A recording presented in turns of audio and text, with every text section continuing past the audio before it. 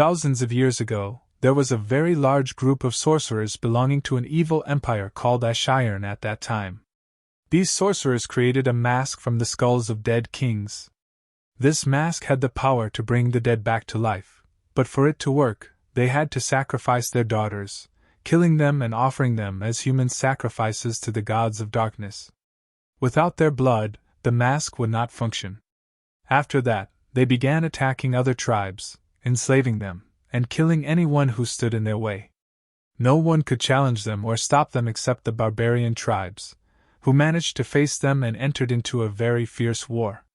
They defeated the sorcerers and destroyed the mask. Then, these barbarian tribes divided the mask, each tribe taking a piece and burying it in a secret place so that no one could ever gather it again and exploit its power. But the legend says that one day, after many years, someone will come and be able to assemble the mask once more. Many years later, the Sumerian tribe, led by Conan, was at war with another tribe. The battle was extremely fierce.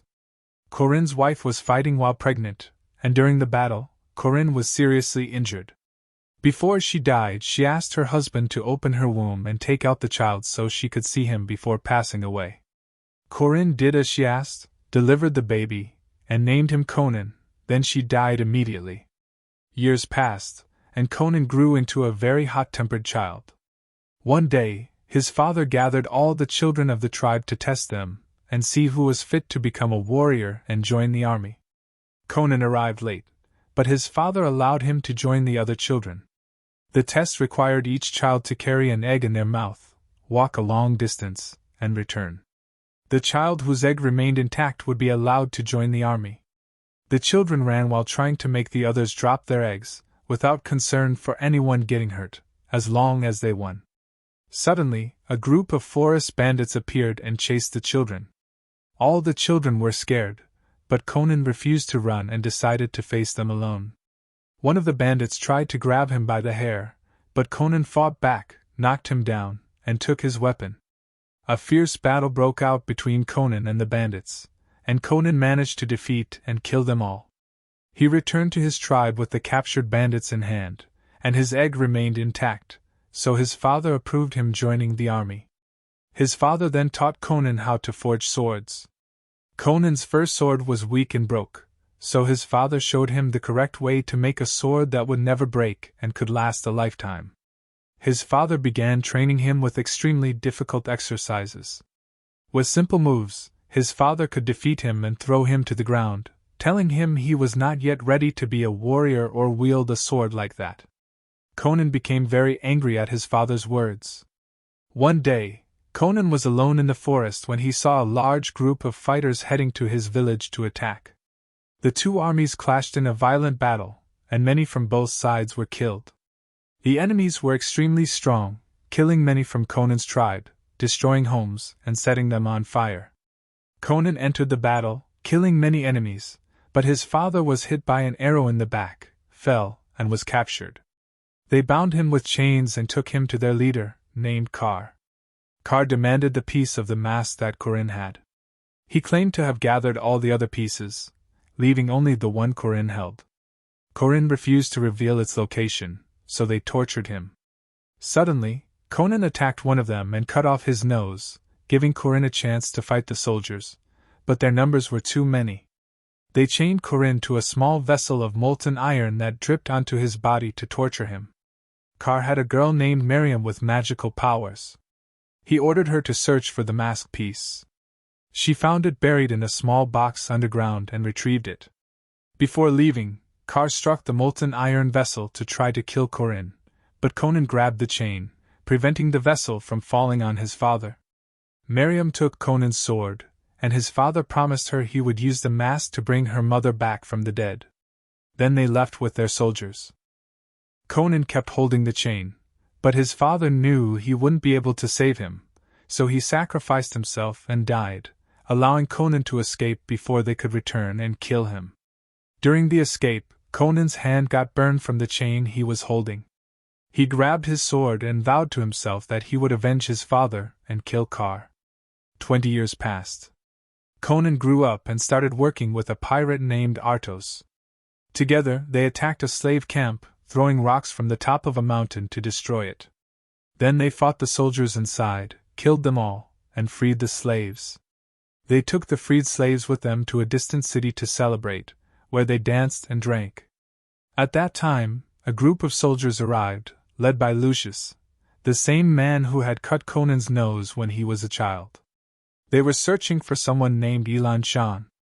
To reach Carr, Conan surrendered himself along with C0nan to the soldiers. They were imprisoned and Conan was bound in chains, with the jailer mocking him.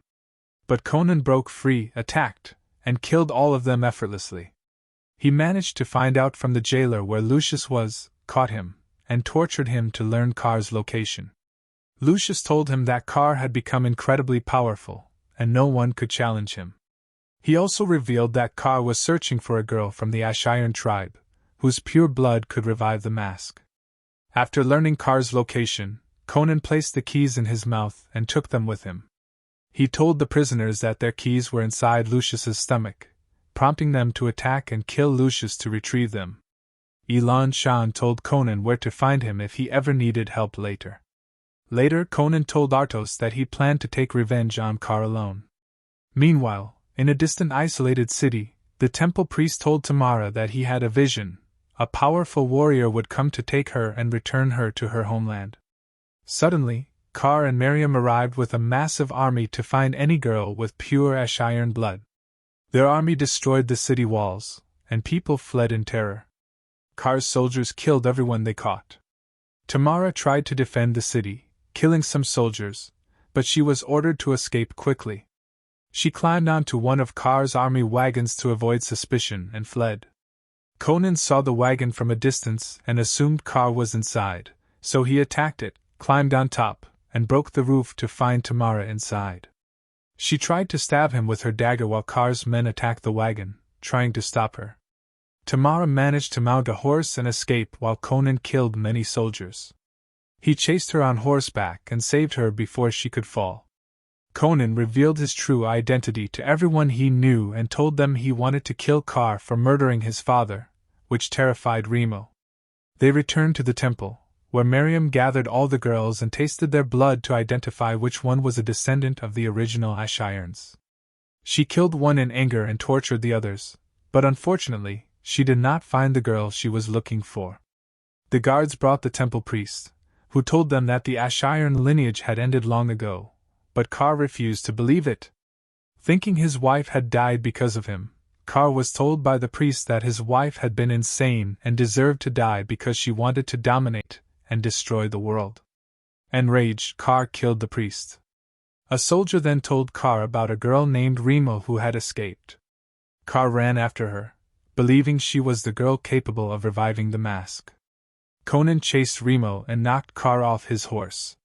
Conan realized that the girl Carr was searching for was actually Tamara. Tamara thought Conan was the man from the priest's vision who would take her back to her city, and asked him to do so. They were seen sitting in a cave inside a mountain, with Conan having bound Tamara's hands to prevent her escape, as he needed her to reach Carr. Since Tamara kept talking and asking questions, Conan put a cloth in her mouth to silence her. The next morning, Remo overheard everything and told Conan that Tamara was the last Ashiran descendant that Carr was looking for. He added that if Conan delivered her to the king, he would receive a large reward.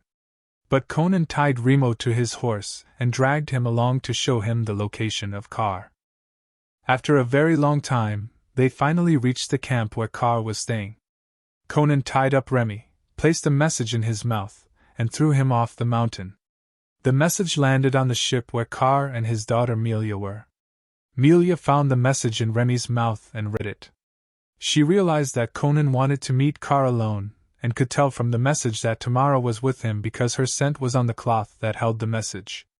Shortly after, Carr arrived to confront Conan. Tamara pretended to be tied to a pillar, but was secretly holding a knife in her hand.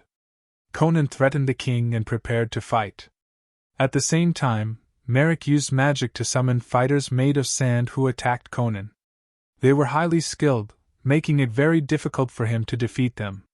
They knocked him down repeatedly, and used their weapons while Conan tried every possible way to escape. One of the sand fighters approached Tamara, but she used her knife to kill him. Conan climbed onto a building, and as the sand fighters chased him, he toppled them one by one. One fighter chased Tamara and knocked her off the building, but before he could kill her, Conan struck him with a powerful blow and destroyed him. Only one fighter remained, and Conan used his sword to defeat him. Then a sword fight began between Conan and Carr, and both were evenly matched in skill and strength. When Carr revealed the truth, that Conan was the son of Corin, Conan became furious. The fight escalated violently. Merrick seized the opportunity to stab Conan with a poisoned dagger, weakening him and leaving him unable to fight. Carr overpowered him and knocked him down several times. Seeing that Conan was in danger, Tamara threw a flame onto oil on the ground, causing an explosion. She grabbed Conan and escaped. They reached the edge of a cliff, and when they saw Artos's ship, they jumped into the sea to escape.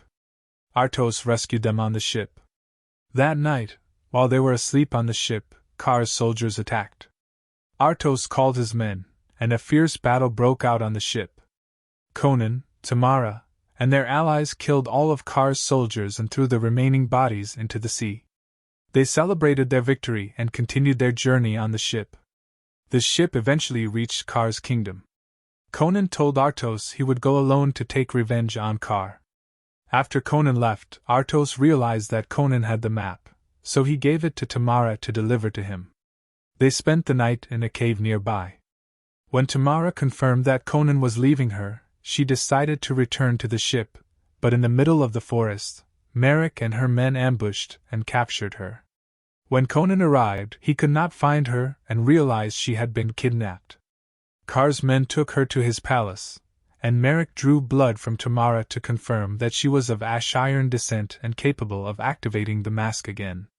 Meanwhile, Conan went to the thieves' city to find his friend Shan to help him enter Carr's palace. When Conan arrived, he asked the owner of a place about Carr's location, but the man refused to tell him. Before Conan could be attacked, Shan arrived and introduced himself as Conan's friend, calming the situation. Together, they reached Carr's castle. Conan brought Elan to help find a way inside. They opened all the doors and entered the underground tunnels, only to find the area filled with water and skeletons. Fearful, they proceeded carefully. Suddenly, a giant snake attacked Shan and dragged him underwater, but Conan dove in and killed the snake, saving his friend. At the same time, Merrick dressed Tamara in her mother's clothes and told her that the ritual would begin that day, and she would be sacrificed. Conan and Elan arrived at a place filled with enslaved people locked in cages. When the guard saw them, he released some slaves to attack them. Snakes emerged from the water and attacked, but Conan and Elan managed to defeat all of them and escaped quickly. They discovered that Tamara had been taken to a high mountain to perform the ritual. Conan reached the cave, attacked the guards, and killed them.